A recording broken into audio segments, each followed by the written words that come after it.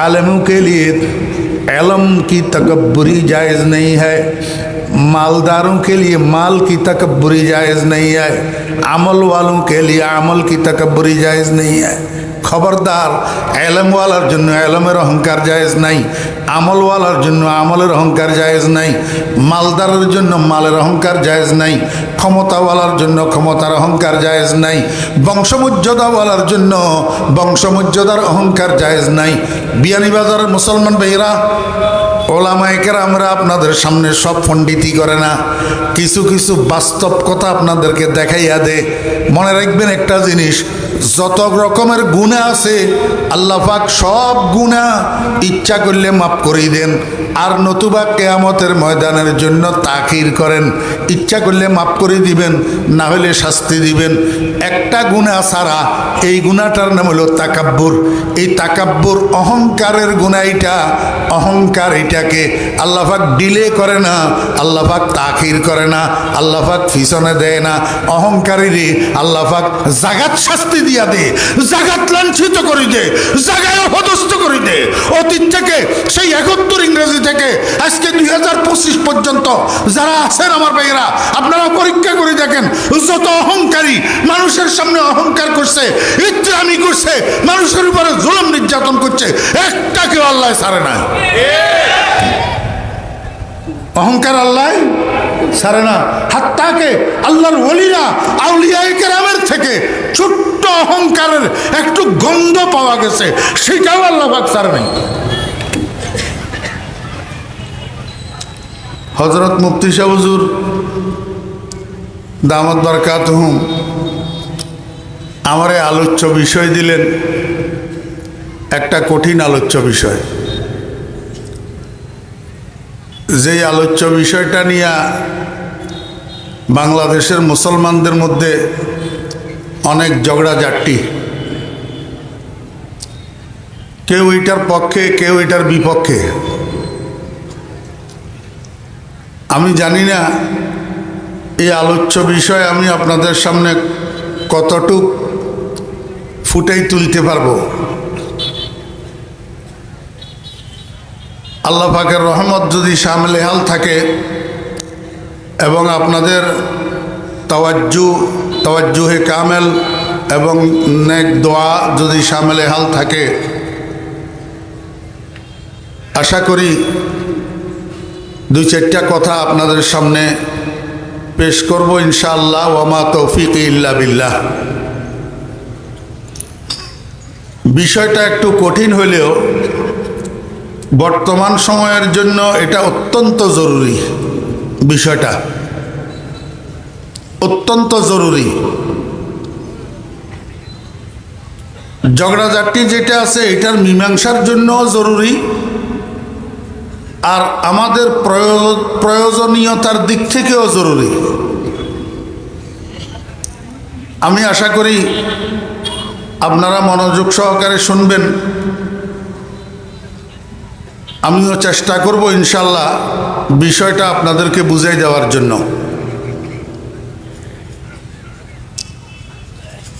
আপনারা আমাদের দেশে চলমান 2টা পদ্ধতি পর্যবেক্ষণ করে থাকেন। একটা পদ্ধতি হলো শরীয়ত, একটা পদ্ধতি শরীয়ত, আরেকটা পদ্ধতিরে কেউ কেউ মারফত বলে, কেউ কেউ তরিকত বলে, কেউ কেউ তাসাউফ বলে।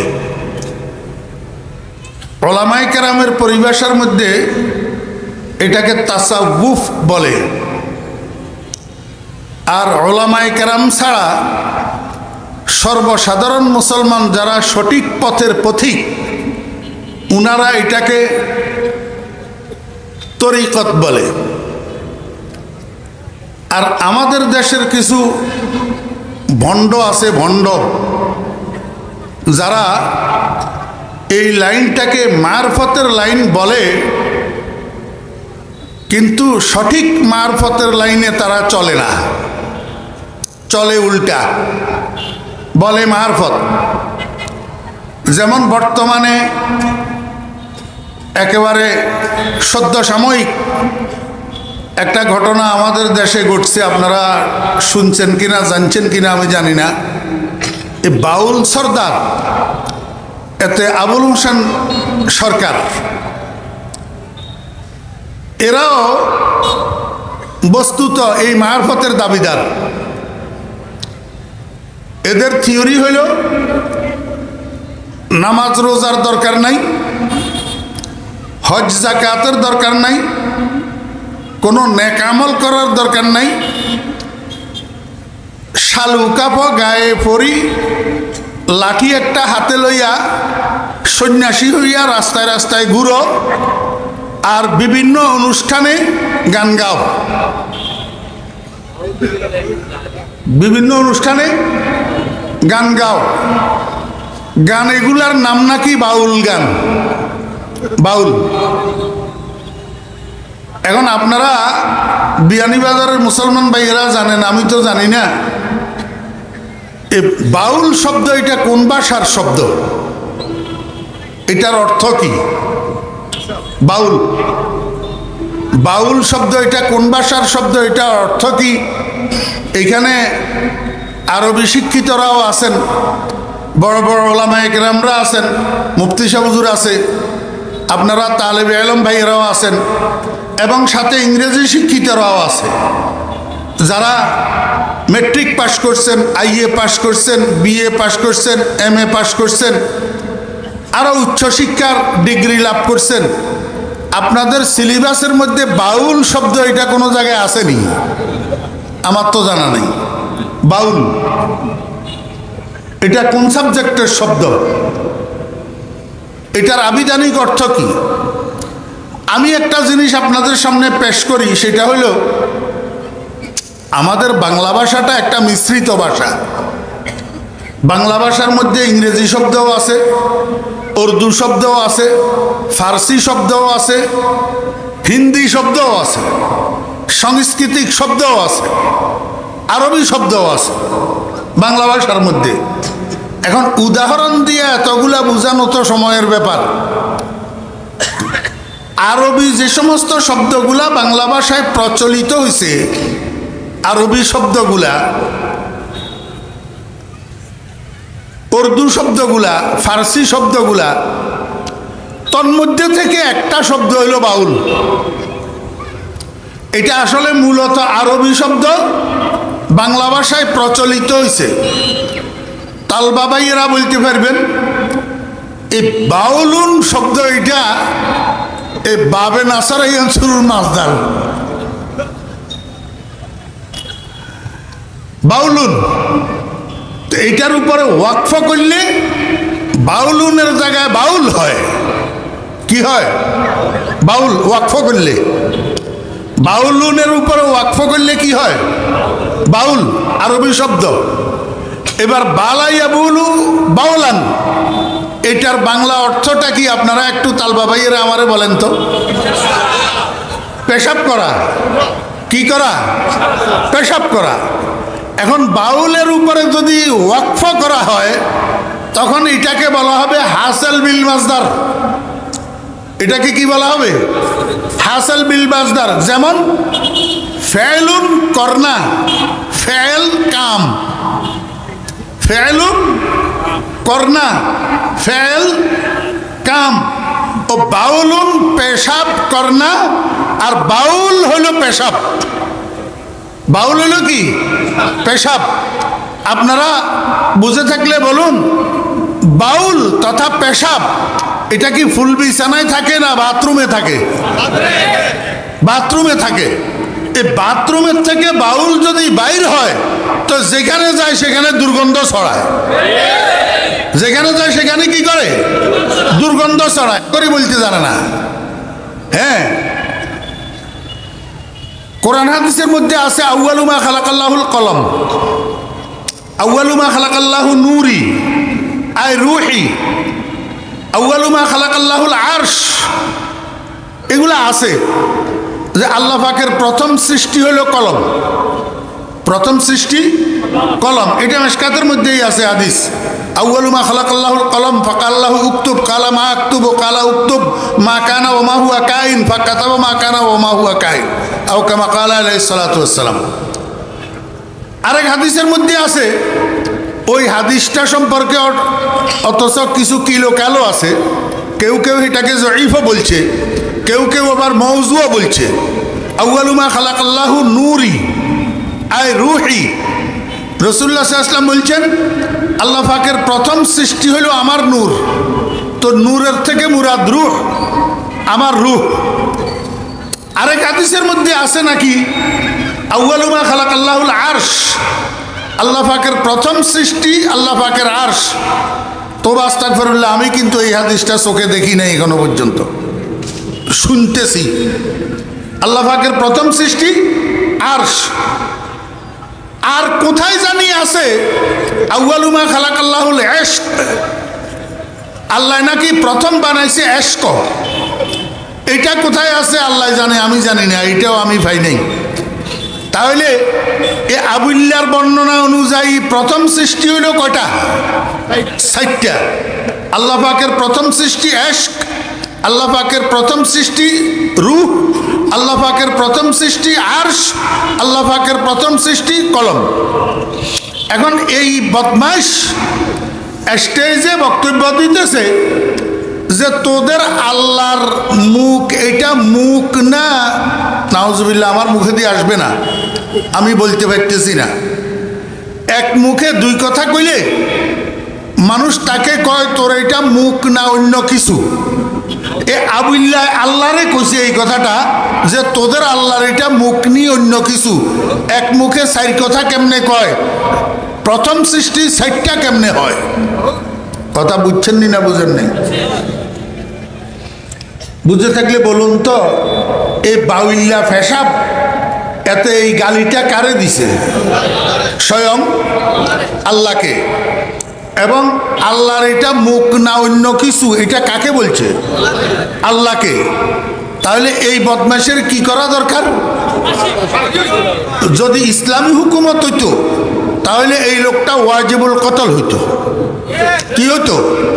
ওয়াজিবুল কতল, শিরুচ্ছেদ করা হইতো এই লোকটাকে। স্বয়ং আক্রমণ আল্লাহর উপর, স্বয়ং আক্রমণ আল্লাহর উপর। আমার তো বুঝে আসে না, কোন ইমানদার মুসলমান এই কথাটা জানার পরে, বুঝে আসার পরে, শোনার পরে আবুল সরকারের পক্ষ অবলম্বন করতে পারে? জি, এই আবুল সরকার এই কথা বলার পরে তার ঈমান আছে? জি, আল্লাহর উপরে আক্রমণ করার পরে ঈমান থাকে। তো এই বেঈমানের যদি কেউ সমর্থন করে তারও ঈমান থাকবে? ও ভাই, আমরা দল করি, কোনো অসুবিধা নাই, গণতান্ত্রিক দেশ, দল তো আমরা করবই। কি দল করার অর্থ এই নয় যে দলকানা হওয়া। দল করার অর্থ দলকানা হওয়া নয়। দল আগে না ধর্ম আগে? দল আগে না ইসলাম আগে? দল আগে না দেশ আগে? আমরা তো দলের মাথার উপরে উঠেছে যাইয়া ইসলাম, দেশ, কোরআন, নবী, আল্লাহ সবগুলাকে পায়ের তলে দিই। এটা কোন ধরনের রাজনীতি? এটা কোন ধরনের দল? মনে কষ্ট গেলে আমাকে মাফ করে দিবেন, আমি বুঝাইতে পারলাম নি। ও যুবক ভাইরা, বিয়ানীবাজারের যুবক ভাইরা, তুমি যেই দল করো আমার কোনো আপত্তি নাই, কিন্তু দল করতে যাইয়া তুমি আল্লাহ, রসুল, কোরআন, ইসলাম, দেশ সব বিসর্জন দিবা। तुम शौक से कॉलेज में पढ़ो, चरखे में झूलो। तुम शौक से कॉलेज में पढ़ो, चरखे में झूलो। अल्लाह नबी उनकी हकीकत को न भूलो। दल करते जाइया আল্লাহ, রসুল, ইসলাম, ধর্ম, দেশ বিসর্জন দিতে পারে হরিশ্চন্দ্রের পোলা, বিসর্জন দিতে পারে সীতারানীর পোলা। কোন আব্দুর রহমান আব্দুল করিমের ছেলে দলের জন্য ইসলাম বিসর্জন দিতে পারে না, কোরআন বিসর্জন দিতে পারে না, আল্লাহ আল্লাহ রাসূলের বিরুদ্ধে অবস্থান নিতে পারে না। আবুল সরকার আমার আল্লাহরে আক্রমণ করছে, কিন্তু এরা আবার মারফতের দাবিদার। এরা কিসের দাবিদার? মারফতের দাবিদার। গান গায় কতগুলা মারফতের গান। কিসের গান? মারফতের গান। এখন এই যে বললাম দুটা রাস্তা, একটা রাস্তা রাহে শরীয়ত, রাহে শরীয়ত, আর একটা রাস্তা রাহে তরিকত, রাহে তরিকত। এই রাহে তরিকতের আরেক নাম রাহে তাসাউফ, রাহে তাসাউফ।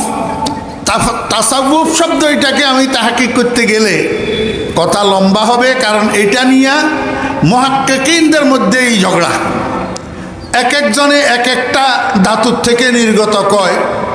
তন্মধ্যে আমার কাছে যেই তাহকিকটা সবচেয়ে বেশি ভালো লাগছে সেটা হলো হজরতে বশর ইবনুল হারিস আল হাফি রাহিমাহুল্লাহ, যিনি বশরে হাফি রহমতুল্লাহ নামে প্রসিদ্ধ। এই লোকটা আল্লাহর ওলি ছিলেন, কুতুব ছিলেন। প্রাথমিক জীবনে উনি মদ পান করতেন।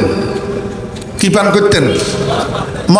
মদ পান করতেন। সারা রাত মদের আসরের মধ্যে ডুবে থাকতেন। আল্লাহু আকবার। উনার একটা নেক আমলকে উসিলা করি আল্লাহ পাক রব্বুল আলামিন মদের আসর থেকে উঠাই আনি উনারে কুতুব বানাই দিয়েছেন। হযরত বশরে হাফি রহমতুল্লাহ আলাইহি, উনার আসল নাম হলো বশর ইবনুল হারিস আল হাফি। উনি একটা তাহকিক করছেন এই তাসাব্বুফ শব্দটার। তাসাব্বুফ শব্দ এটা সাফা ইয়াসফু, সাফা ইয়াসফু বাবে নাসারা ইয়ানসুরু বমানা সাফ করনা, বমানা সাফ করনা, পরিষ্কার করা। এই সফাত থেকে সুফি, সফাত থেকে সুফি। সুফি ওই মানুষকে বলা হয় যে আধ্যাত্মিক সাধনার মাধ্যমে, রিয়াজত মুজাহাদার মাধ্যমে, জিকির আসকার, কোরআন তেলাওয়াত ইত্যাদির মাধ্যমে নিজের কলবটাকে আধ্যাত্মিক রোগের থেকে পরিষ্কার করছে, সাফাই করছে। উনার নাম সুফি। উনার নাম কি? সুফি। এইখান থেকে তাসাব্বুফ, তাসাব্বুফ বাবে তাফাউলের মাসদার। তাসাব্বুফা ইয়াতাসাব্বুফু তাসাব্বুফান বমানা সাফাই ইখতিয়ার করনা, সাফাই ইখতিয়ার করনা। অনেকে অনেক কথা বলছে, অনেক তাহকিক বলছে। আমি আগেই বলছি এই তাহকিকটা পছন্দের তাহকিক। শুধু আমি না, অনেকেই এই তাহকিকটা পছন্দ করছে। তাসাব্বুফ শব্দের অর্থ কি? সাফাই ইখতিয়ার করনা। কিসের সাফাই? কলবের সাফাই। কিসের সাফাই? কলবের সাফাই। মজার বিষয় হলো এই তাসাব্বুফ শব্দটা কোরআন শরীফের মধ্যেও নাই, হাদিস শরীফের মধ্যেও নাই। তাসাব্বুফ শব্দটা কোরআন শরীফের মধ্যেও নাই, হাদিস শরীফের মধ্যেও নাই।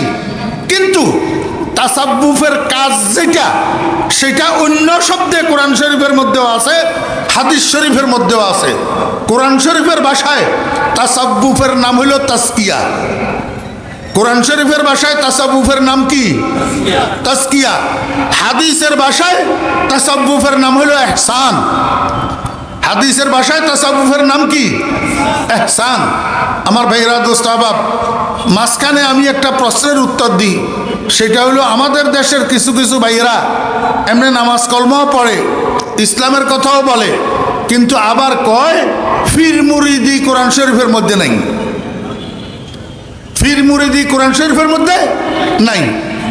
শবে বরাত কোরআন শরীফের মধ্যে নাই।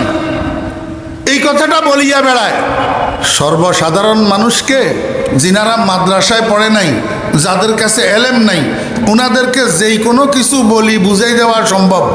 মুফতি সাহেব হুজুরের পারবনি বুঝাইতে? জি, ফরিদুদ্দিনের পারবে? দোস্ত, ফির মুরিদি কোরআন শরীফের মধ্যে আছে, কিন্তু তোমার কাছে দেখার মতো চোখ নাই। শবে বরাত কোরআন শরীফের মধ্যে আছে, তোমার কাছে দেখার মতো কি নাই? চোখ নাই। আমি আপনাদেরকে একটু জিজ্ঞেস করি, আমাদের দেশে ফির মুরিদির দুইটা লাইন চালু আছে। কয়টা লাইন? দুইটা লাইন।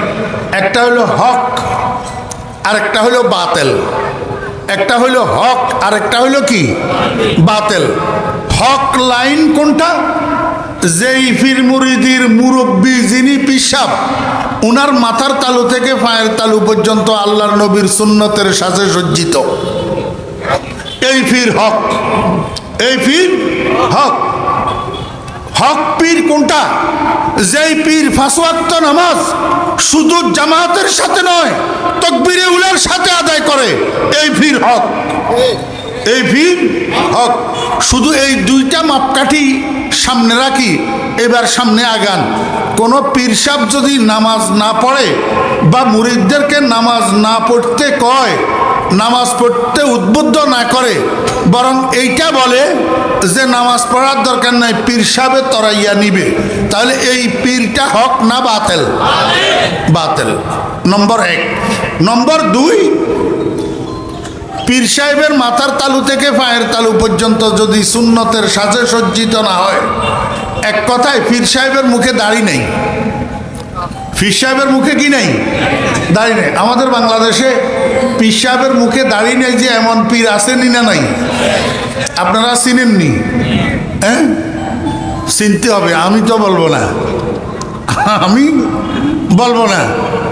হ্যাঁ, শুধু পীর না, বিশ্ব আশেকে রসুল, বিশ্ব আশেকে রসুল, গদিনসীন পীর, কিন্তু মুখে নাই দাড়ি, মাথায় নাই টুপি, পরনে নাই সুন্নতের জামা। নামাজ পড়ে কিনা আল্লাহ জানে, আমি দেখি নাই নামাজ পড়ে কিনা।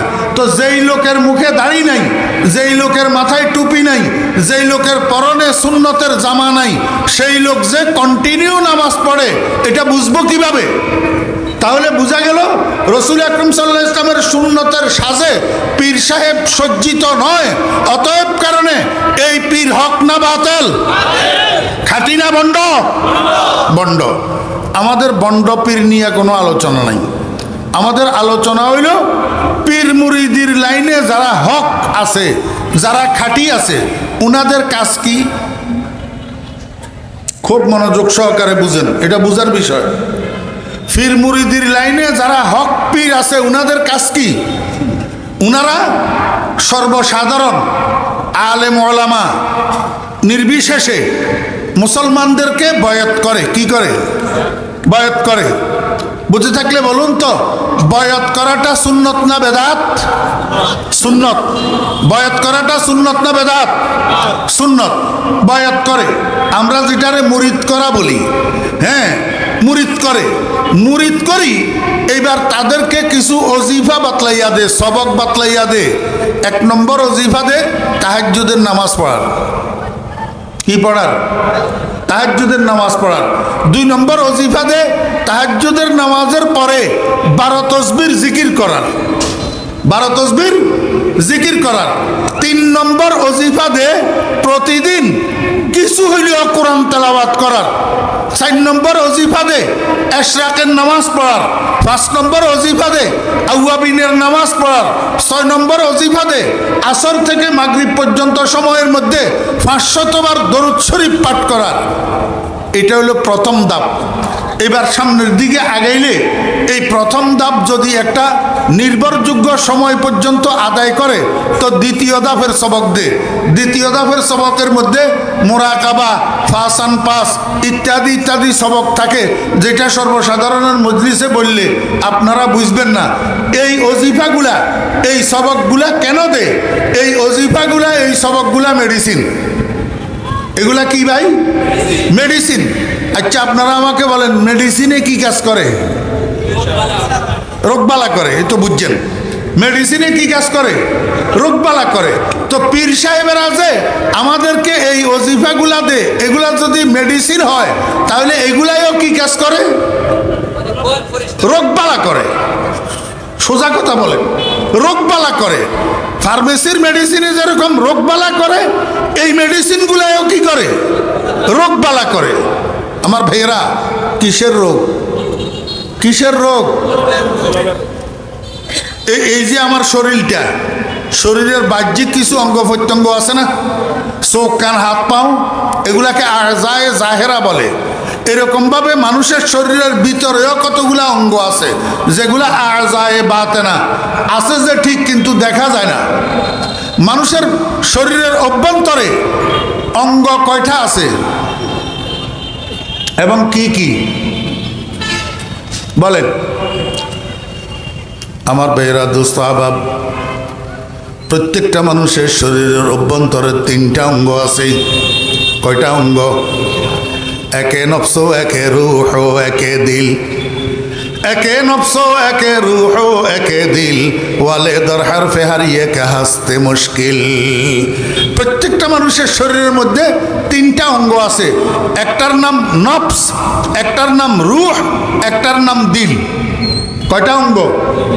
3টা। মনে থাকবো নি? হ্যাঁ, কালকে পর্যন্ত মনে রাখতে পারবেন? আহা, থাকবে না তো। আগামীকাল অলিপুর ইসা হুজুর বয়ান করলে আর আমারটা মনে থাকবে না। হ্যাঁ, মানুষের শরীরের অভ্যন্তরে কয়টা অঙ্গ? 3টা। একটা নফস, একটা রূহ, একটা দিল। নফস আরবি শব্দ, রূহ আরবি শব্দ, দিল কিন্তু আরবি শব্দ নয়। দিল উর্দু ফার্সি ভাষার শব্দ। এটার আরবি শব্দ হলো কলব। আরবি শব্দ কি? কলব। আল্লাহু আকবার। নফস আরবি, বাংলা হইল মন। বাংলা কি? মন। নফসের বাংলা কি? মন। আমার বেরাদু সাহাব, আপনার ছেলের বিয়ে, বরযাত্রীরা সবাই গেছে, উকিল যিনি ঘটক তিনিও গেছে। উকিলে যাইয়া মেয়ের বাবাকে কয়, ভাই খানা চালু করে দেন। মেয়ের বাবাকে কয়, অসম্ভব, খানা কেমনে চালু করব? এখনো পর্যন্ত আমার বেয়াই আসে নাই। বেয়াই বুঝেননি? বেয়াই কে?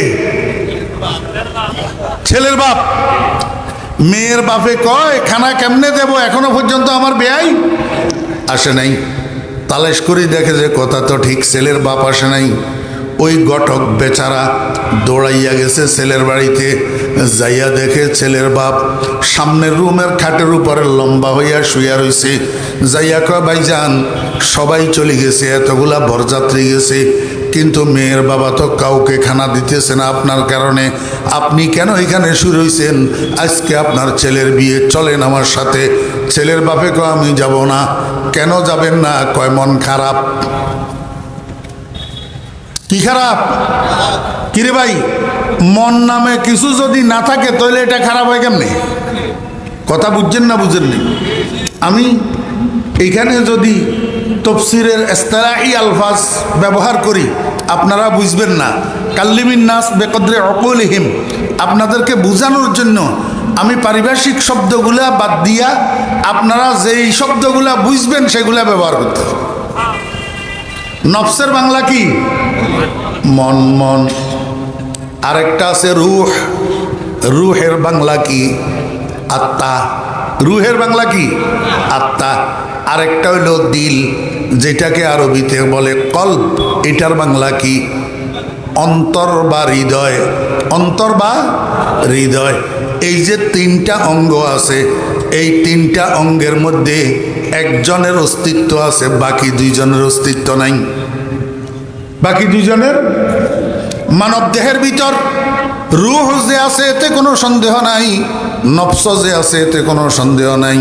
কিন্তু একটা মানব দেহকে কাটিয়া যদি 1 ইঞ্চি 1 ইঞ্চি টুকরা বানান, কোথাও নফসের দেখা মিলবে না, কোথাও রূহের দেখা মিলবে না, কারণ এই 2টা অঙ্গের অস্তিত্ব নাই। আছে যে এতে কোনো সন্দেহ নাই, কিন্তু কাটলে দেখা যায় না।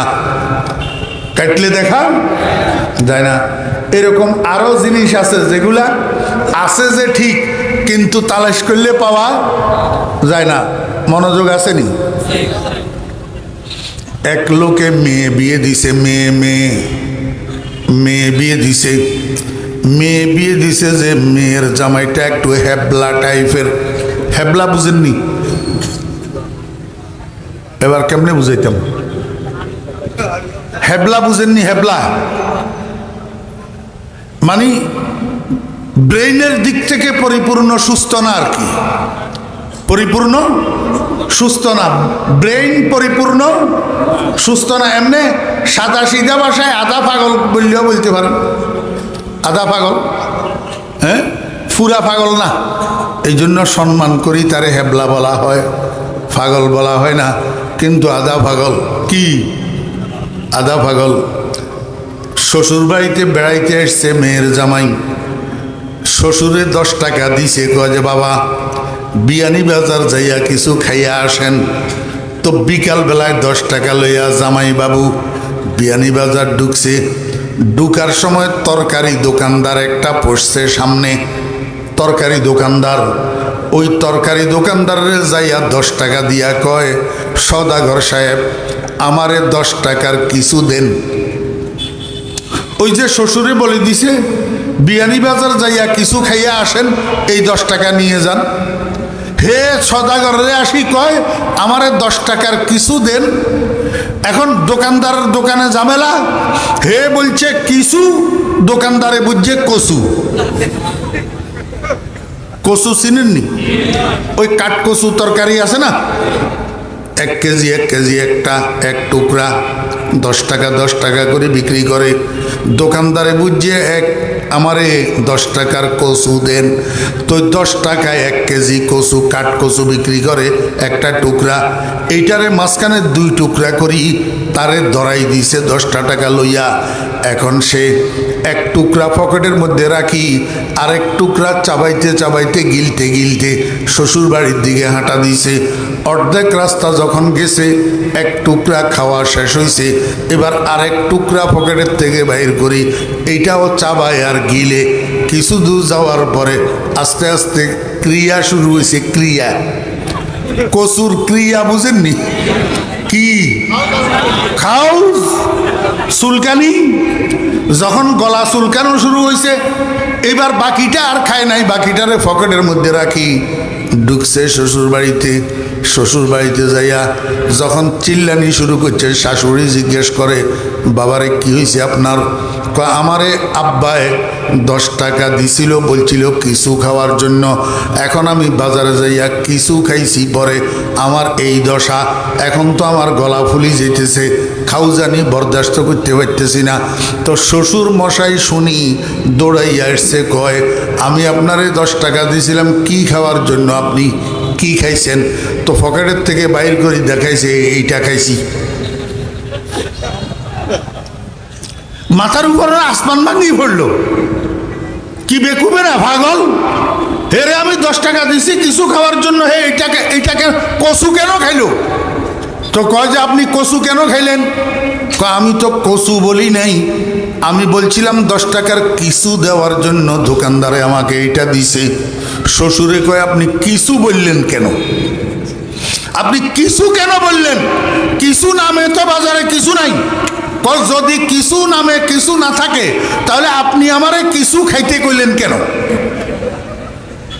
শ্বশুরে কয় কি পাগলের পাল্লায় পড়লাম, বাজারে কিছু নামের কিছু নাই এই কথাটা ঠিক, কিন্তু যত কিছু আছে সব কিছুই তো কিছু, সব কিছুই তো কিছু। একটা সহজ উদাহরণ বুঝেন, এইখানে মাহফিলের কোনায় দাঁড়াই, হ্যাঁ, যদি কেউ ডাকে এই মানুষ, তা আপনারা লোকটারে কি কইবেন? শীতে ধরছে বলবেন না? শীত না আসতে এরে কেমনে শীতে ধরল? এই মানুষ, এটা কোন ধরনের ডাক? এই ডাকটা সঠিক না ব্যাঠিক? ব্যাঠিক। কেন? আপনারা কি এখানে সব জানোয়ার বসে রয়েছেন? মানুষ না তো, তাহলে হে এই মানুষ ডাকলে এটা ব্যাঠিক ডাক হয় কেন? ভাই সবাই আছে মানুষ, কিন্তু মানুষ নামের মানুষ একজনও নেই। কথা বুঝছেন না? বুঝেন নাই? সব কিছু কিছু, কিন্তু কিছু নামের কিছু নাই। সব মানুষ মানুষ, কিন্তু মানুষ নামের মানুষ নাই। আস্তা মানুষটার নামে হইল রুহের নাম। এই মানুষটা, এই মানুষ, এটা শরীরের নাম না রুহের নাম? রুহের নাম। কিন্তু গোটা শরীর কাটি টুক দেখা নাই। এমনি ভাবে গোটা শরীর কাটি টুকরা টুকরা করলে মনের দেখা নাই, নফসের দেখা নাই। দেখা না থাকলেও আছে না নাই? আছে আমার ভাইয়েরা, দনোজন আছে এক শরীরের মধ্যে, কিন্তু বিষয় হইল এই দুইজন মানুষ একটা শরীরের মধ্যে থাকে, নফস আর রূহ, কিন্তু দুজনের গতি ভিন্ন, দুজনের খোরাক ভিন্ন, দুজনের রুচি ভিন্ন। নফসের রুচি একটা, রুহের রুচি আর একটা। নফসের গতি একদিকে, রুহের গতি আর একদিকে। নফসের খোরাক কতগুলা, রুহের খোরাক আর কতগুলা। আমার বেহরা দোস্ত আবাব, মনোযোগ আসেনি? একটা হোটেলের মধ্যে এরকম তো দুই পাশে চেয়ার দুইটার মধ্যে বসে দুইজনে নাস্তা করছে। কুসুমবাগ হোটেল। কি হোটেল? কুসুমবাগ হোটেল। একটা টেবিলের দুই পাশে দুইজনে বসে নাস্তা করছে। মাগরিবের নামাজের 15 মিনিট আগে নাস্তা করি শেষ হওয়ার পরে দুজন উঠি গেছে কাউন্টারে বিল পরিশোধ করার জন্য। এই টাইমে মাগরিবের নামাজের দিছে আজান। মাগরিবের আজানের আওয়াজ দুজনের কানে ঢুকছে। এইবার দুজন বিল পরিশোধ করি হোটেল থেকে বাইর হয়েছে। দরজা একটা না দুইটা? হ্যাঁ, একটা। খাইলো এক টেবিলে, বিল দিল এক কাউন্টারে, বাইরে এক দরজা দিয়া। বাইরে হওয়ার পরে একজন যায় ডাইনে, আরেকজন যায় বামে। কারণটা কি? ডাইন দিকে আছে একটা মসজিদ, বাম দিকে আছে একটা মন্দির। আমার বেহরা দোস্ত আবাব, একজনের গতি মসজিদের দিকে, আরেকজনের গতি মন্দিরের দিকে।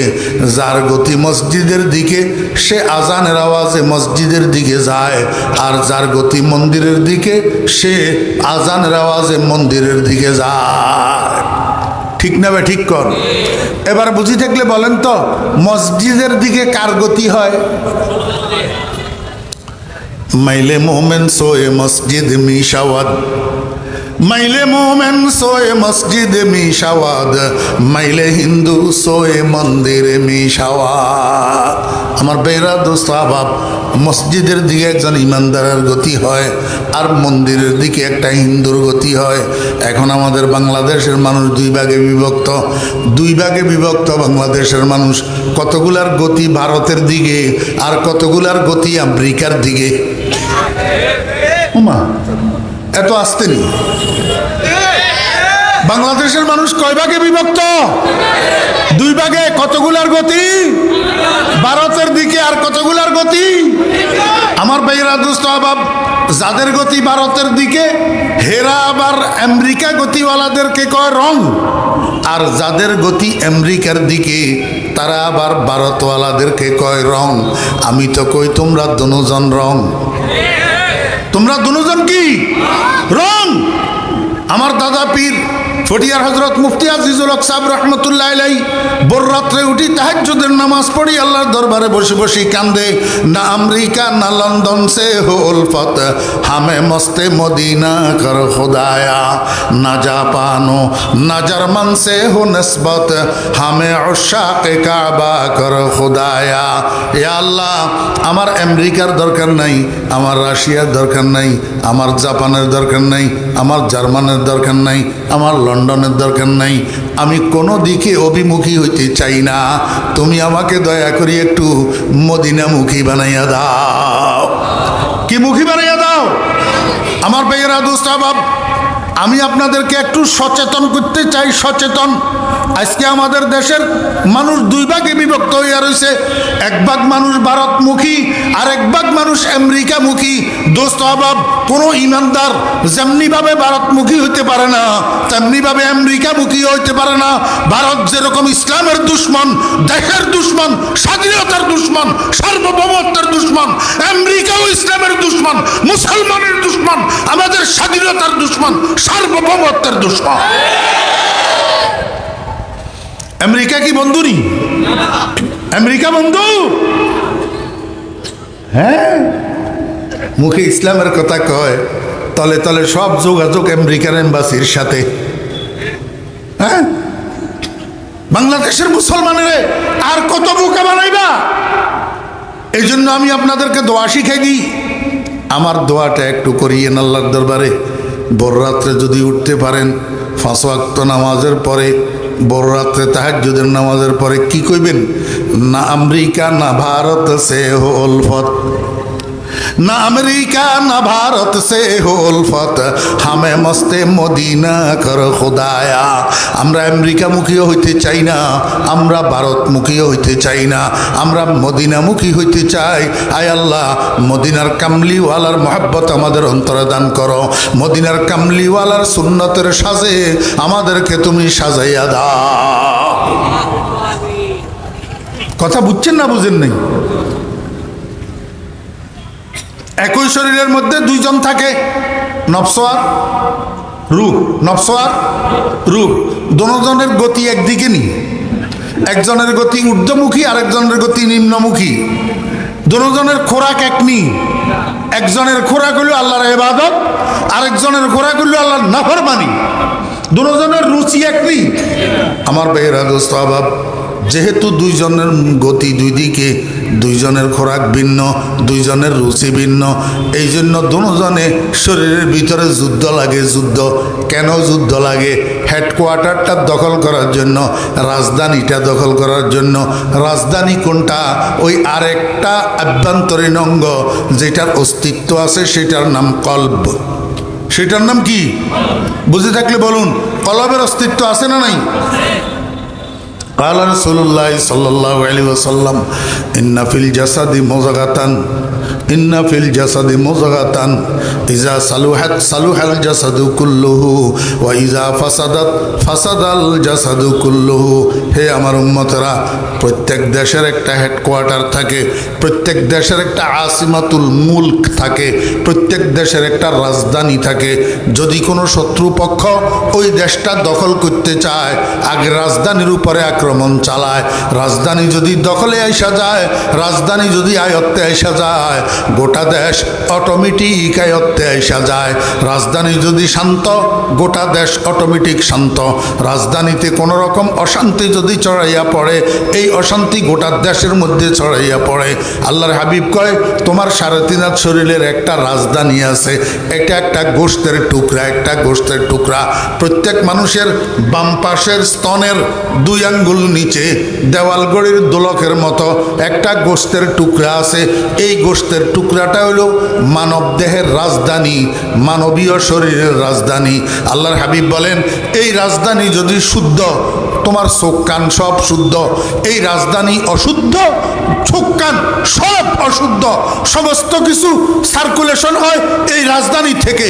অতএব কারণে এই রাজধানীটারে দখল করতে চায় নফস, এই রাজধানীটারে দখল করতে চায় রূহ। যুদ্ধর ভিতর কারো ভিতরে যুদ্ধে নফস বিজয়ী হইয়া যায়, কারো ভিতরে যুদ্ধে রূহ বিজয়ী হইয়া যায়।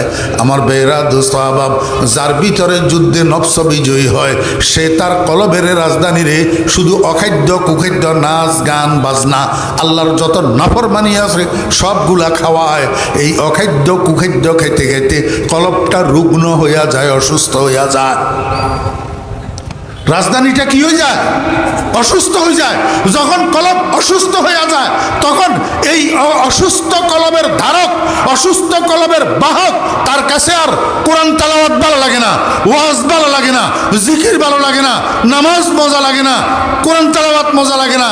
তার কাছে শুধু সোনা বন্ধুর গান মজা লাগে, আর ফ্রি ফায়ারের গেম মজা লাগে। কারণটা কি? কলব অসুস্থ। কলব কি? অসুস্থ। আমার বেরা দোস্ত আহবাব, একটা কথা বলবো, আপনারা যদি মনে কষ্ট না নেন, আপনারা নামাজি না বেনামাজি? গোড়ার ডিম নামাজি আপনারা। আমার কথাও কই, আমার কথা, আমরা গোড়ার ডিম নামাজি নি। নামাজে মানুষের আল্লাহ পাকের সাথে সুসম্পর্ক তৈরি করে দে, নামাজে মানুষের সাথে তাআল্লুক মা আল্লাহ পয়দা করে দে।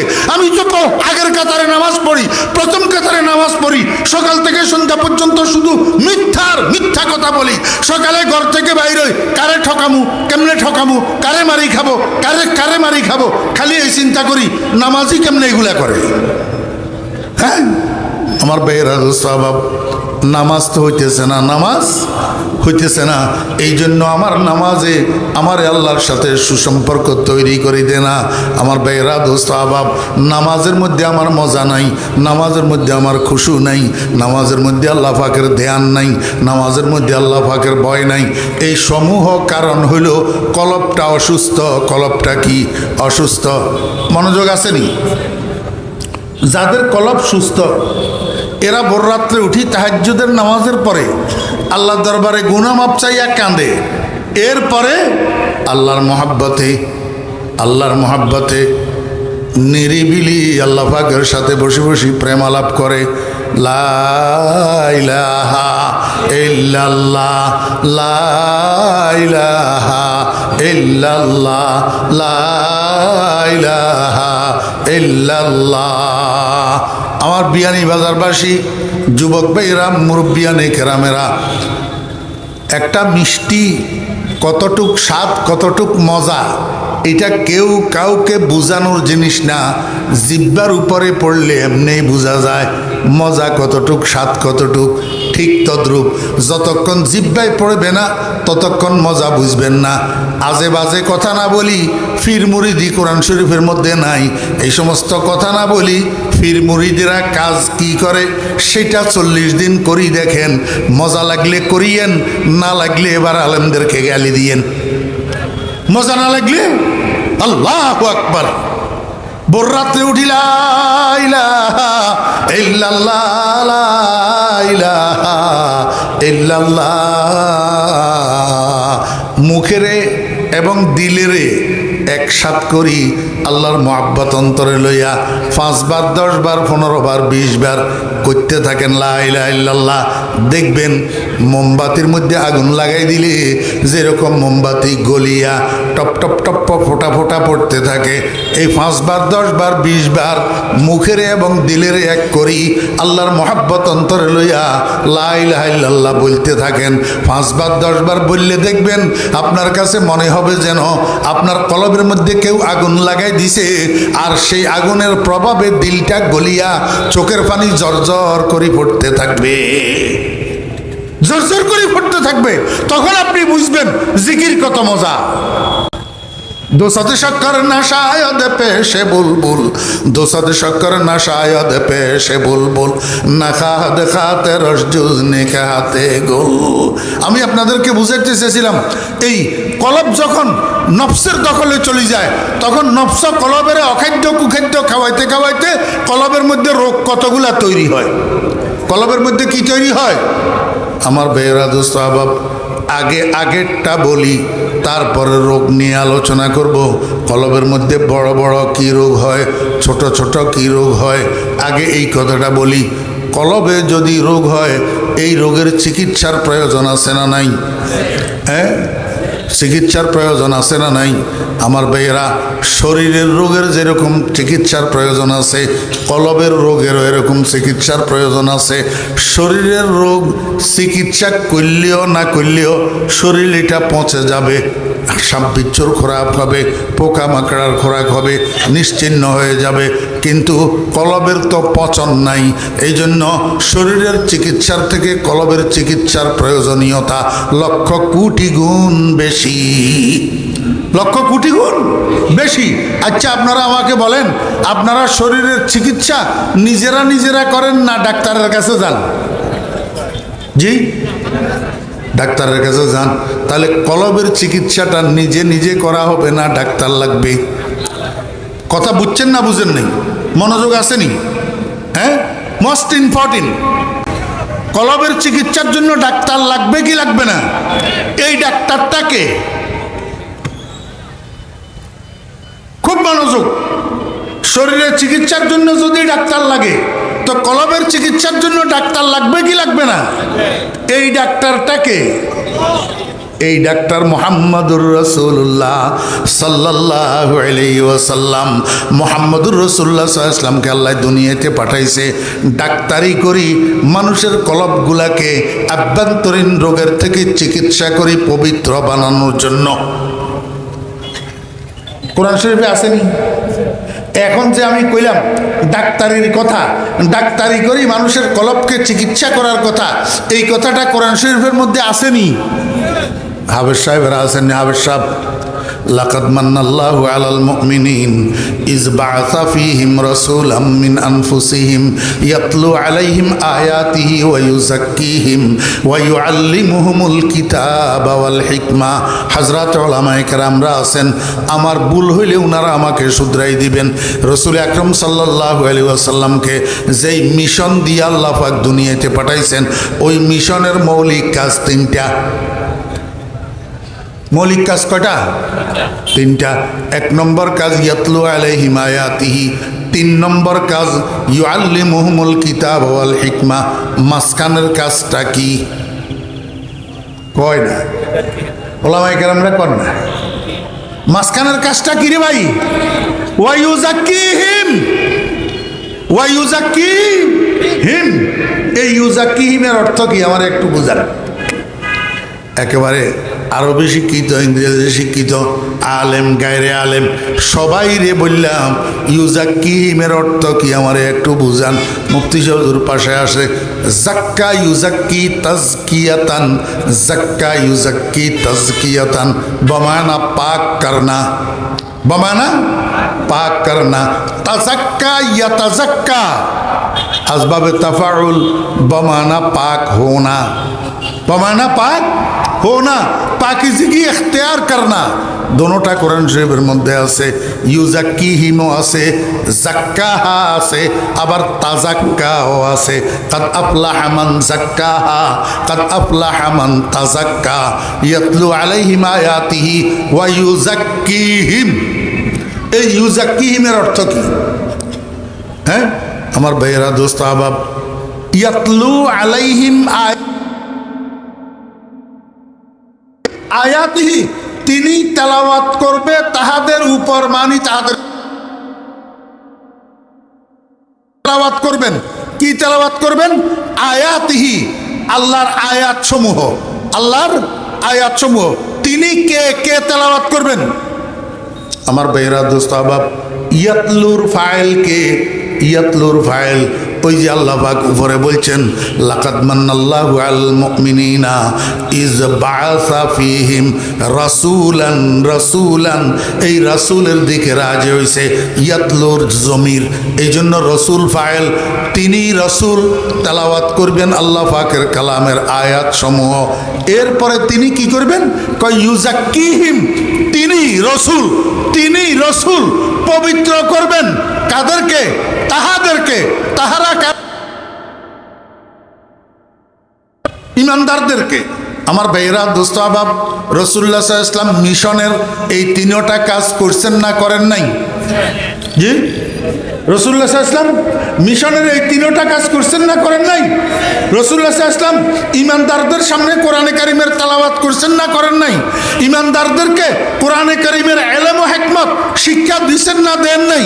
তাহলে মাঝখানের যেটা ইউযাক্কিহিম, তিনি ইমানদারদেরকে আভ্যন্তরীণ রোগের থেকে চিকিৎসা করিয়া পবিত্র বানাবেন, এই কাজটা নবীজি করছেন না করেন নাই? আমার ভাইয়েরা, দোস্ত আহবাব, এটা মুস্তাশফায়ে মুহাম্মদি, মুস্তাশফায়ে মুহাম্মদি, মোহাম্মদী হসপিটাল, মোহাম্মদী হসপিটাল। এই হসপিটালে রোগী হইয়া ভর্তি হয়েছে ১.৫ লক্ষ মানুষ। রোগী হইয়া ভর্তি হয়েছে কয়জন? ১.৫ লক্ষ মানুষ। মোহাম্মদী হসপিটালের একটা ধরন আলাদা। আমাদের হসপিটালগুলোতে রোগী ভর্তি হয় ডাক্তার হওয়ার জন্য না চিকিৎসা হওয়ার জন্য? জি, চিকিৎসা হওয়ার জন্য। ডাক্তার হইতে হলে মেডিকেল কলেজে ভর্তি হইতে হয়। হসপিটালে রোগীর চিকিৎসা করে, ডাক্তার বানায় না। মোহাম্মদী হসপিটাল, আল্লাহর হাবিব জনাব রাসূলুল্লাহ সাল্লাল্লাহু আলাইহি ওয়াসাল্লাম যেই হসপিটালের প্রতিষ্ঠাতা চিকিৎসক, প্রতিষ্ঠাতা চিকিৎসক। এই হসপিটালে ১.৫ লক্ষ মানুষ ভর্তি হয়েছে, যাদেরকে সাহাবী বলা হয়। এই প্রত্যেকটা রোগীরে মুহাম্মদুর রাসূলুল্লাহ সাল্লাল্লাহু আলাইহি ওয়াসাল্লাম শুধু চিকিৎসা করে ছাড়ি দেন নাই, বরং চিকিৎসা করি এক একজনকে ইন্টারন্যাশনাল ডাক্তার বানাই দিয়েছেন। ইন্টারন্যাশনাল কি বানাই দিয়েছেন? ডাক্তার, বিশ্ববিখ্যাত ডাক্তার। এই জন্য নবীজি বলছেন আসহাবি কান নুজুম বিআইয়িহিম ইক্তাদাইতুম ইহতাদাইতুম। হে আমার উম্মতেরা, আমার প্রত্যেকটা সাহাবী বিশ্ববিখ্যাত ডাক্তার। তুমি যার থেকে চিকিৎসা গ্রহণ করবা তিনি তোমাকে ডাক্তার বানাইয়া দিতে পারবে। কি বানাই নাই? হযরত আলী রাদিয়াল্লাহু আনহু এরকম আর কতগুলার চিকিৎসা করে ডাক্তার বানিয়ে দিয়েছেন। তন্মধ্যে উল্লেখযোগ্য ইন্টারন্যাশনাল এক ডাক্তারের নাম হযরতে হাসান বসরি রহমতুল্লাহ আলাই। হযরতে হাসান বসরি রহমতুল্লাহ আলাই আর কতগুলা মানুষকে চিকিৎসা করে ডাক্তার বানাইয়া দিয়েছেন। তন্মধ্যে উল্লেখযোগ্য একজন ডাক্তারের নাম শেখ আব্দুল ওয়াহিদ রহমতুল্লাহ আলাই। আমার ভাইরা দোস্ত আহবাব, এই রসুল আকরাম সাল্লাল্লাহু আলাইহি ওয়াসাল্লাম থেকে চালু হইয়া চিকিৎসার পদ্ধতি এটা, ডাক্তার বানানোর পদ্ধতি এটা, চলতে চলতে সামনের দিকে আমাদের ভারতবর্ষ পর্যন্ত আসছে। ভারতবর্ষের মধ্যে অন্যতম এক আধ্যাত্মিক ডাক্তারের নাম মিয়াজি নূর মোহাম্মদ সাহেব জঞ্জানবী রহমতুল্লাহ আলাই। মিয়াজি নূর মোহাম্মদ সাহেব জঞ্জানবী রহমতুল্লাহ আলাই আর কতগুলা মানুষকে চিকিৎসা করে ডাক্তার বানাইছেন। তন্মধ্যে একজন বিশ্ববিখ্যাত ডাক্তারের নাম হাজি আমদাদুল্লাহ মুহাজির মক্কি রহমতুল্লাহ আলাই। হাজি আমদাদুল্লাহ মুহাজির মক্কি রহমতুল্লাহ আলাই আর কতগুলা মানুষের চিকিৎসা করে ডাক্তার বানাইছেন। তন্মধ্যে উল্লেখযোগ্য তিনজন, একজনের নাম কাসেম নানুতুবি, একজনের নাম রশিদ আহমদ গুঙ্গুহি, একজনের নাম আশরাফ আলী থানভী রাহিমাহুমুল্লাহ আজমাইন। আমার ভাইরা দোস্ত আহবাব, হাজি আমদাদুল্লাহ মুহাজির মক্কি রহমতুল্লাহ আলাই যেই তিনজনকে বিশ্ববিখ্যাত ডাক্তার বানাইয়া সারি দিয়েছেন, তন্মধ্যে একজনের নাম রশিদ আহমদ গুঙ্গুহি রহমতুল্লাহ আলাই। রশিদ আহমদ গুঙ্গুহি রহমতুল্লাহ আলাই আর কতগুলা মানুষকে ডাক্তার বানাইয়া সারি দিয়েছেন।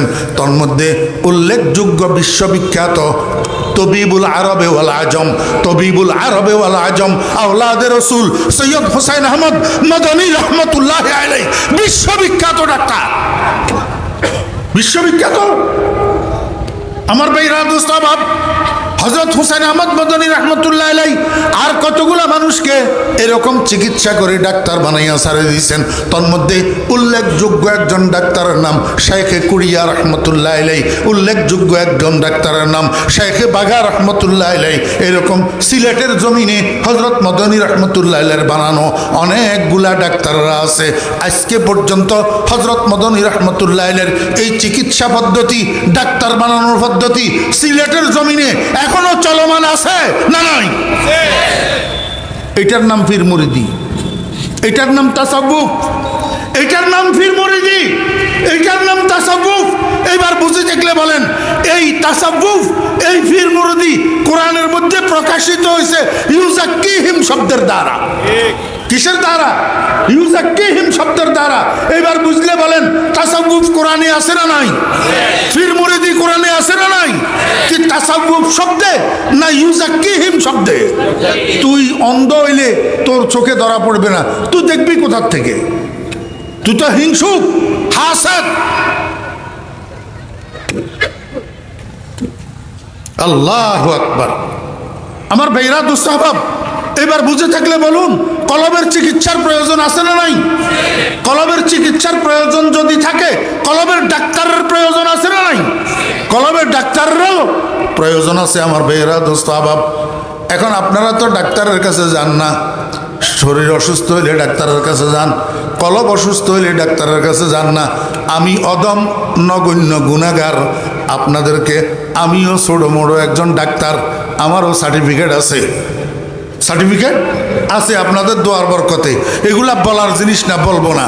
আমারও ছোটো মোটো ডাক্তারের সার্টিফিকেট আছে। আমি দুই একটা মেডিসিন আপনাদেরকে একটু বলে দিই যাতে আপনারা চিকিৎসা গ্রহণ করতে পারেন। মানুষের শরীরের মধ্যে যেরকম বড় বড় রোগ হয়, কলবের মধ্যে এরকম বড় বড় রোগ হয়। কলবের বড় বড় রোগগুলা কি কি? আমার ভাইয়েরা দোস্ত আহবাব, কলবের বড় বড় রোগ 5টা। কলবের বড় বড় রোগ কয়টা? 5টা।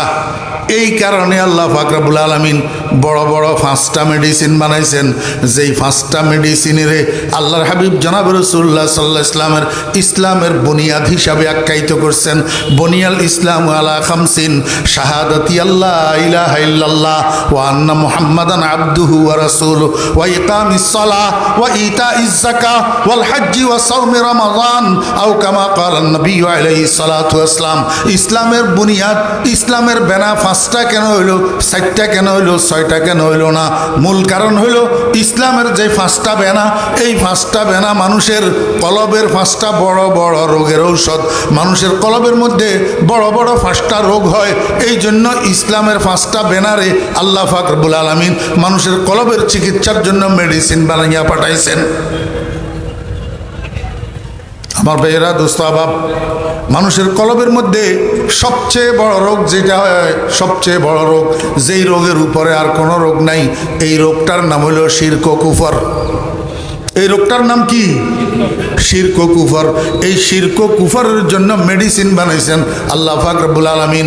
শাহাদাতি আল্লাহ ইলাহা ইল্লাল্লাহ ওয়া আন্না মুহাম্মাদান আবদুহু ওয়া রাসূলুহু, অর্থাৎ ইকরারে তাওহীদ আর ইকরারে রিসালাত, ইকরারে তাওহীদ আর ইকরারে রিসালাত, আল্লাহ পাকের একত্ববাদের স্বীকারোক্তি আর মুহাম্মদুর রাসূলুল্লাহ সাল্লাল্লাহু আলাইহি ওয়াসাল্লামের নবী হওয়ার, রাসূল হওয়ার স্বীকারোক্তি। এই স্বীকারোক্তিটা অন্তরের বিশ্বাসের সাথে যদি কেউ একবার মুখে বলে, 60 বছরের 70 বছরের শিরক আর কুফরকে দুইয়া মুসি সাফ করে দে, দুইয়া মুসি কি করে দে? সাফ করে দে। একবার যদি অন্তরের বিশ্বাসের সাথে বলে লা ইলাহা ইল্লাল্লাহু মুহাম্মাদুর রাসূলুল্লাহ, একবার যদি অন্তরের বিশ্বাসের সাথে বলে আশহাদু আল্লা ইলাহা ইল্লাল্লাহ ওয়া আশহাদু আন্না মুহাম্মাদান আবদুহু ওয়া রাসূলুহু, একবার যদি অন্তরের বিশ্বাসের সাথে একবার মুখে বলে, ওরে 50 বছরের 60 বছরের শিরক আর কুফরের রোগ আর তার কলবের মধ্যে থাকে না। 1 নম্বর মেডিসিন।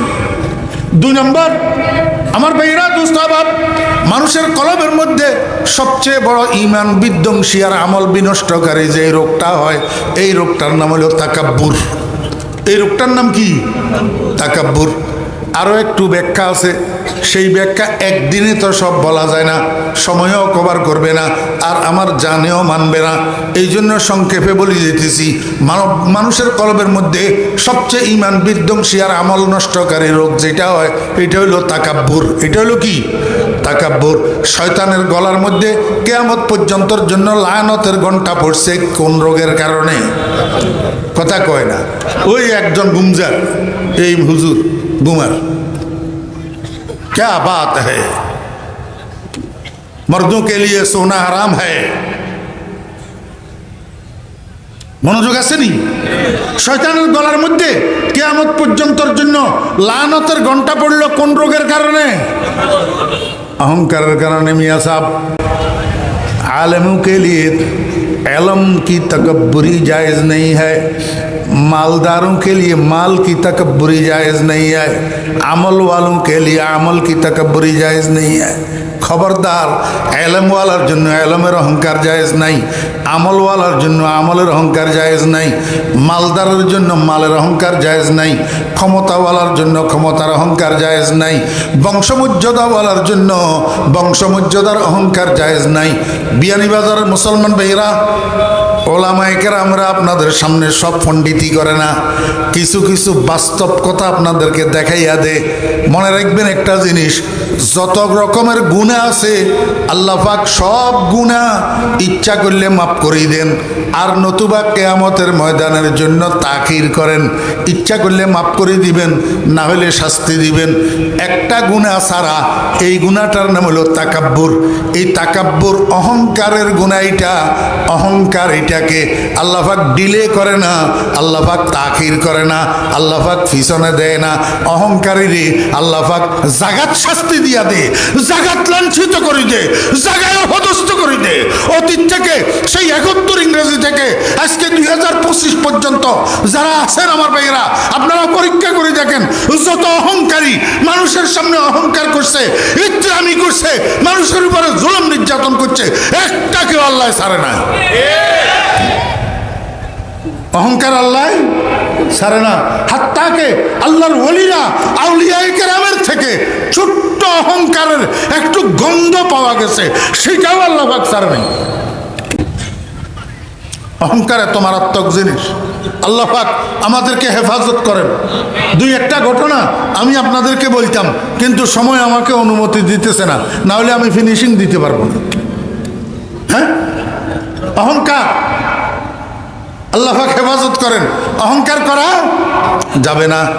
আল্লাহ পাক রব্বুল আলামিন কয়, বান্দা মৃত্যু শয্যায় শায়িত হইবা এমন অবস্থায় যে তোমার কলবের মধ্যে অহংকার না থাকে, খবরদার যদি একটু সরিষা পরিমাণ অহংকার লইয়া কবরে যাও তো কিয়ামতের ময়দানে মনে রাখিও এই সরিষা পরিমাণ অহংকার থেকে তোমার কলবটাকে পরিষ্কার করার জন্য এরে জামা কাপড়ে ময়লা লাগলে সাবান দিয়া ধুইলে পরিষ্কার হইয়া যায়, কিন্তু একটা সরিষা পরিমাণ অহংকার যদি কলবের মধ্যে থাকে কিয়ামতের ময়দানে এটা পরিষ্কার করার জন্য কোনো সাবানের ব্যবস্থা থাকবে না। একমাত্র ব্যবস্থা জাহান্নামের আগুন। একমাত্র ব্যবস্থা কি?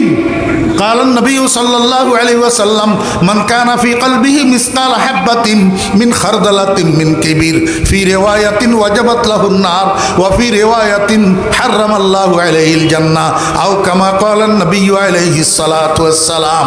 খবরদার মুসলমান, অহংকার লইয়া মৃত্যু শয্যায় শোয়া যাবে না। এখন মৃত্যু শয্যায় শায়িত হওয়ার আগে অহংকারকে কেমনে দূর করবেন কলবের থেকে, কলবটাকে অহংকার থেকে কেমনে পরিষ্কার করবেন, মেডিসিন কি? আল্লাহ পাক রব্বুল আলামিন কয়, বান্দা রোগ যত জটিল ঔষধ তত গুরুত্বপূর্ণ। এই তোমার কলবের মৃত্যুর আগে অহংকারের থেকে পবিত্র করার জন্য আমি একটা মেডিসিন বানাইছি। এই মেডিসিনের নাম ওয়া আন্না খায়রা আমালিকুম আস-সালাত। পাঁচ ওয়াক্ত নামাজ, 5 ওয়াক্ত নামাজ। আল্লাহ পাক রব্বুল আলামিন কয়, বান্দা এই আল্লাহু আকবার কও, আল্লাহু আকবার, আল্লাহু আকবার। কি শুরু করলা? নামাজ শুরু করলা। কয় এইবার রবের প্র্যাকটিস করো, রবের প্র্যাকটিস করো। ওই যে প্রথম দিন ক্লাস করাই দিয়েছিলাম, আলাস্তু বে রব্বিকুম বলছিলাম, আলাস্তু বে খালিকিকুম বলি নাই, আলাস্তু বে রাজিকিকুম বলি নাই, আলাস্তু বে ইলাহিকুম বলি নাই, আলাস্তু বে সত্তারিকুম বলি নাই, আলাস্তু বে গাফফারিকুম বলি নাই। আমি বলছিলাম আলাস্তু বে রব্বিকুম, রবের ক্লাস করাই দিয়েছিলাম। এখন সারাটা জীবন 60 বছর 70 বছর সেই ক্লাসের পড়াটারে তুমি বারবার পড়ো, বারবার রিপিট করো, বারবার তমরিন করো, বারবার মস্কে করো। কি করবা? নামাজের মধ্যে দাঁড়াইয়া বলবে একবার রব্বিল আলামিন। কি বলবে? রব্বিল আলামিন। এবার নিচের দিকে যাও, নিচের দিকে যাইয়া মিডিয়াম পজিশন হও।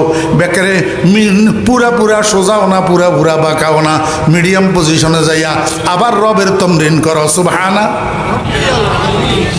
রব্বিয়াল। কেন রে ভাই?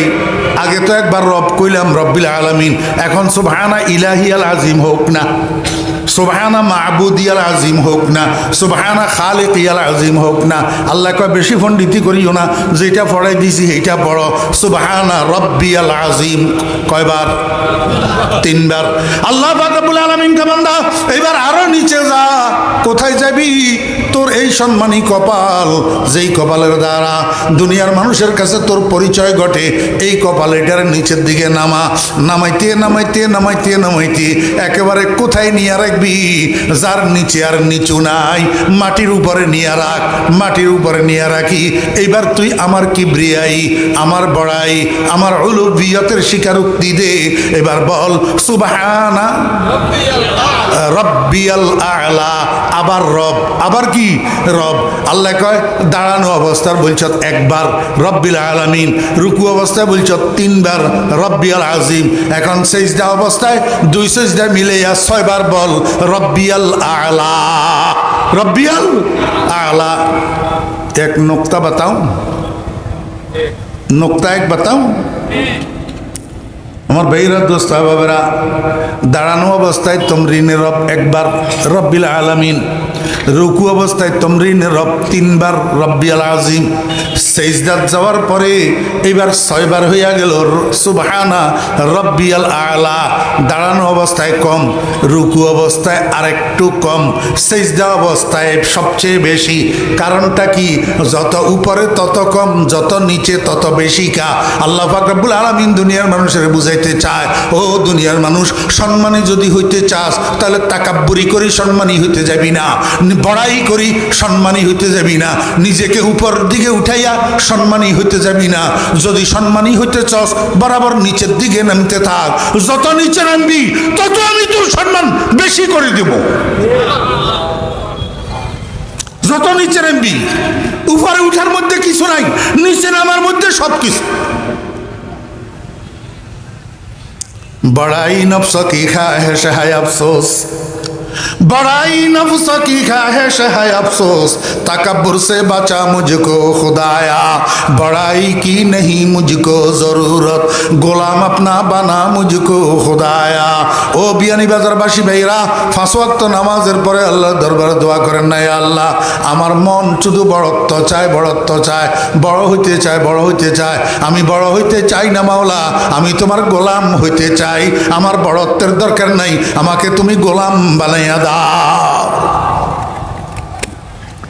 যত উপরে কিছু নাই, যত নিচে সব কিছু। আল্লাহ পাক রব্বুল আলামিন কয়, বান্দা এই যে একটা সেজদা তোর জন্য আমি দিছি, যার নিচে আর নিচু নাই, এই নিচু অবলম্বন করবি, যত বেশি করবি, যত কন্টিনিউ করবি, যত সুন্দর করি করবি, যত মনোযোগের সাথে করবি, যত একাগ্রতার সাথে করবি, যত খুশু আর খুজুর সাথে করবি, তত তোর কলবটা অহংকারের রোগের থেকে পরিষ্কার হইতে থাকবে, সাফ হইতে থাকবে। এই নামাজ, এই সেজদা তোর অহংকারের রোগের মেডিসিন।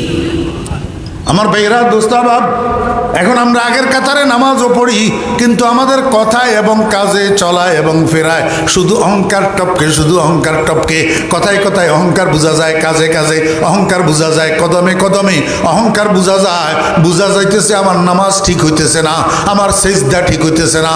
একটা নামাজি মানুষ অহংকারী হইতে পারে না। নামাজি বিনয়ী হয়, নামাজি নম্র হয়, নামাজি ভদ্র হয়, নামাজি সহনশীল হয়, নামাজি পর উপকারী হয়। নামাজ ঠিক হইতেছে না, এই জন্য আমাদের মধ্যে নম্রতা ভদ্রতা আসে না। আমার ভাইরা, দোস্ত বাপ, এই নামাজটা হইল কলবের রোগের মেডিসিন। কলবের রোগের কি? আমার ভাইরা, দোস্ত বাপ, নামাজের পরে এবার মানুষের কলবের মধ্যে আর একটা মারাত্মক ধরনের রোগ হয়, বড় রোগ। এই রোগটার নাম আরবি রোগ হইল, আরবি রোগ হইল বখল। আরবি রোগ কি? বখল। আমার বেয়েরা, বাংলাতে কয় কঞ্জুসি, কিপটামি, কৃপণতা। কৃপণতা। কতগুলা মানুষ আছে, টাকা আছে, পয়সা আছে, কিন্তু হিজবে এলাহির খরচের জন্য যদি মুফতি সাহেব যাই দোকানের সামনে খায়, টাকা 10টা দে, 50টা দে, 100টা দে, অথচ সেই লোকটা 5000 টাকা দেওয়ার যোগ্যতা রাখে, 10,000 টাকা দেওয়ার যোগ্যতা রাখে, কিন্তু কিপটামির জন্য, কৃপণতার জন্য পারে না। আল্লাহ কয়, এই বড় মিয়া, এই ধনী, এই মালদার, কিপটামি তোর দূর হইয়া যাব। কিপটামির মেডিসিন গ্রহণ কর। কিপটামির মেডিসিনের নাম হলো সদকা। সদকা 2 প্রকার, একটার নাম সদকায়ে মফরুজা, যার আরেক নাম জাকাত, আরেকটার নাম সদকায়ে নাফেলা। সদকায়ে মফরুজা, যে সমস্ত মানুষ নেশাবের মালিক, প্রতি বছরে একবার হিসাব করি, শতকরা 2.5 টাকা, 1025 টাকা, 1,00,000-এ 2,500 টাকা। এতিম, গরিব, দুস্থ, বিধবা, আমার ভাইয়েরা, বিভিন্ন মাদ্রাসার গরিব গরিব তালবারা, এদের মধ্যে বছরে একবার বিতরণ করবে, এটার নাম জাকাত। আর যারা নেশাবের মালিক না, তারা তাদের রুজির 10 ভাগের 1 ভাগ, 10 ভাগের 1 ভাগ, 1,000 টাকা রুজি করছো, 900 টাকা তোমার পরিবারের জন্য খরচ করবা, আর 100 টাকা আল্লাহর রাস্তায় দান সদকা করবা। এই সদকায়ে মফরুজা আর সদকায়ে নাফেলা যত বেশি হবে, তত বেশি মৃত্যু শয্যায় শায়িত হওয়ার আগে তোমার থেকে কৃপণতার রোগটা দূর হইয়া যাবে। কৃপণতার রোগের থেকে তোমার কলবটা পরিষ্কার হইয়া যাবে, সাফাই হইয়া যাবে।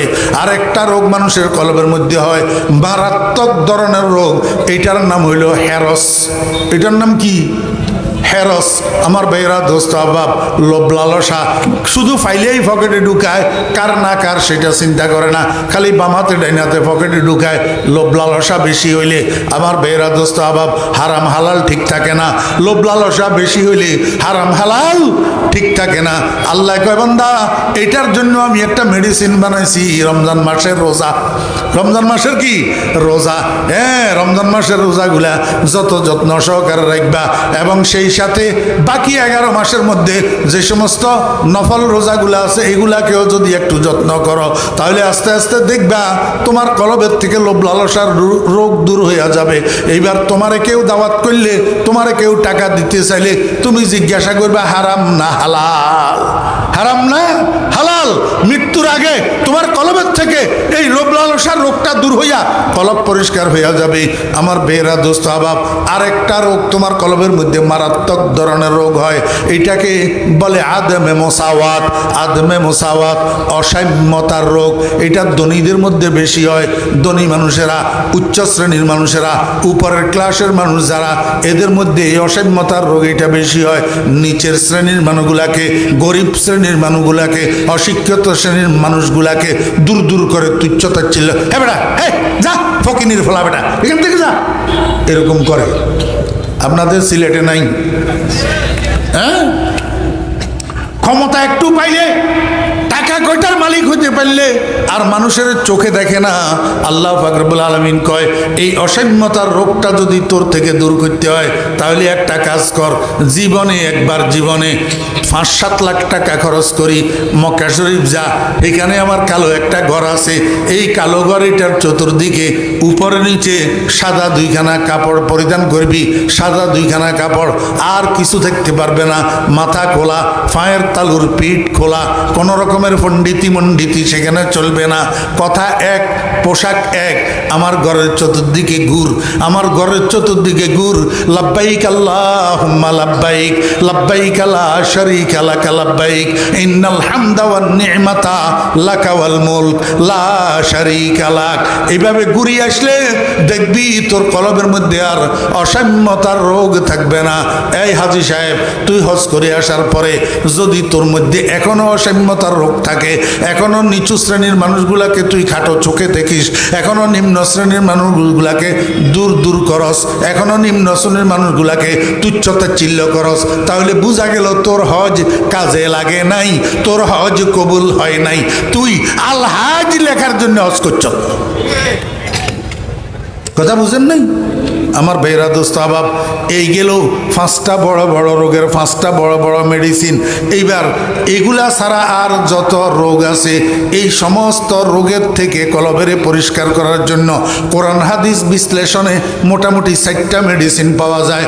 1 নম্বর মেডিসিনের নাম তেলাওয়াতে কোরআন, 2 নম্বর মেডিসিনের নাম জিক্রুল্লাহ, 3 নম্বর মেডিসিনের নাম কাসরাতু জিক্রিল মাউত, 4 নম্বর মেডিসিনের নাম জিয়ারাতুল কুবুর। আমার ভাইরা, মৃত্যুর আগে কলবকে যদি পরিষ্কার করতে চান, কলবের সাফাই করতে চান, কলবের সাফাই যদি করেন তাহলে আপনার তাসাব্বুফ হবে।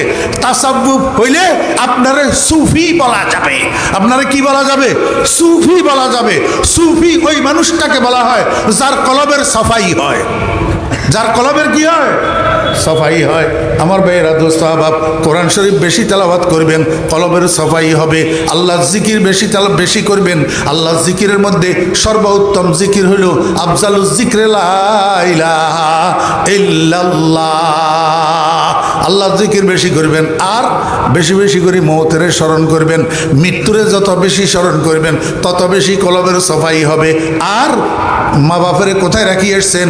ও দোস্ত আহবাব, শুক্রবারে জুমার দিন মা বাপের কবরস্থানে যাবেন, মা বাপের কবর জিয়ারত করবেন। আল্লাহর দপ্তরের মধ্যে নেক সন্তান হিসেবে নামটা লিপিবদ্ধ হবে। ওয়া আখিরু দাওয়ানা